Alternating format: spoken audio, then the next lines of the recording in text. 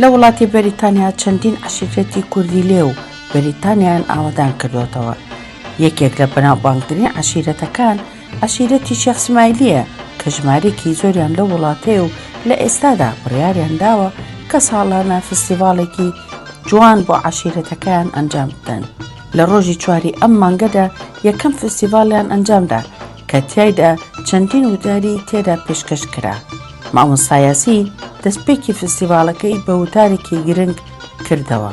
بەناوی خۆی بەخشندەی میهرەبان، ئەمڕۆ لە شاری بێرمینگهام لە وڵاتی بەریتانیا خزمانی قەومی شێخ اسماعیلی عەشرەتی خۆمان کۆبووینەوانێ ئافرەتان و هەروەها پیاوان بە شێوازێکی خێزانی بە مەبەستی سازدانی دیداری عەشرەتی شێخ اسماعیلی کە بۆ یەکەم جارە لەم وڵاتەیە دوای ئەوەی کە ڕێژەیەکی زۆری و قەوم و عەشرەتەی ئەمەتایە سوپاس بۆ خوا ئەمڕۆ سەرکەوتانە ئەم دیدارەمان ساز کرد لەم هۆڵەیە لە مزگەوتی برایەتی کە ئەتوانم بڵێم کاریگەری زۆری هەیە لەسەر دەرونی خزمان جا لێرە یاخود لە هەرێمی کوردستان.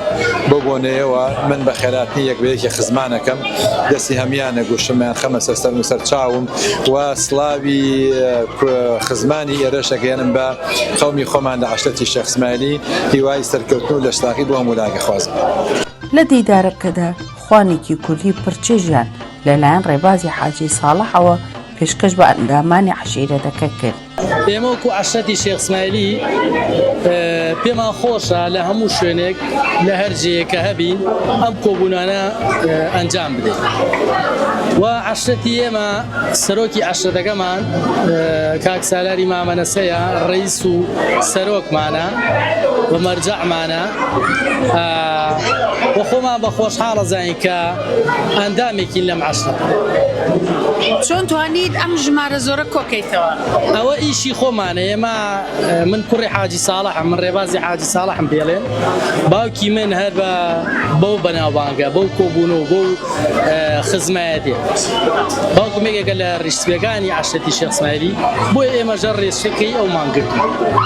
ئامادەبووان دڵخۆشی خۆیان بۆ فستیڤاڵەکە دەربڕی و پێیان وایە کە ئەو جۆرە دیدارە زۆر گرنگە بۆ خێزانەکانیان. سەرەتا بە خێراتنی کەناڵە بەڕێزەکەتانەکەم ئەمە وەکو عەشرەتی شێخ اسماعیلی ئەمڕۆ هەستاین بە سازکردنی کۆبوونەیەکی کۆمەڵایەتی بۆ ئەم خزمانی عەشرەتی شێخ اسماعیلی کە لێرە لە بەریتانیا ئاژین. ئەلحەمدولیلا هەبوونی ئەم کۆبوونە کۆمەڵایەتیە گرنگیەکی زۆری هەیە بە حکمەوەی لە وڵاتە هەمووی مەشغوڵی ئیش و کار و کەسابەتە زۆر نایبەژێتە سەر ئامشۆکردن تەنانەت تەلەفۆنیش.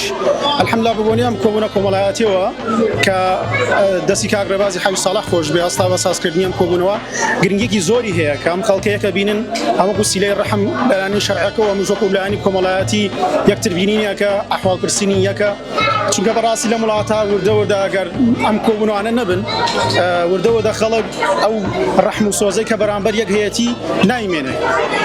منداڵانیش بێبەش نەبوون لە خۆشی دیدارەکە و هاوشێوی گەورەکان بەشداری فستیڤاڵەکە بوون.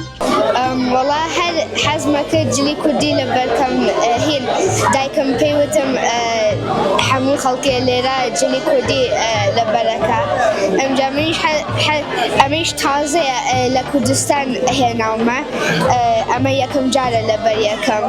هەر زۆر جوانە مبارەکی بێ.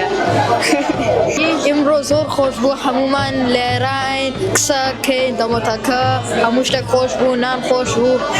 عەشرەتێک هەر کەسێک بە ئێمە بکرێ خزمەتی یەکەی بە تایبەتی عەشرەتەکەمان لە هەر کوێ و لە هەر شوێنێک ئیشی بە ئێمە بێ بە هەر قسەیەکی خێر بێ حازرە بین. سەرکەوتوو بن بەڵێ دەستی خۆش بێ دووبارە عەزیەتان کەشێ. سپاس بۆ ئێوە.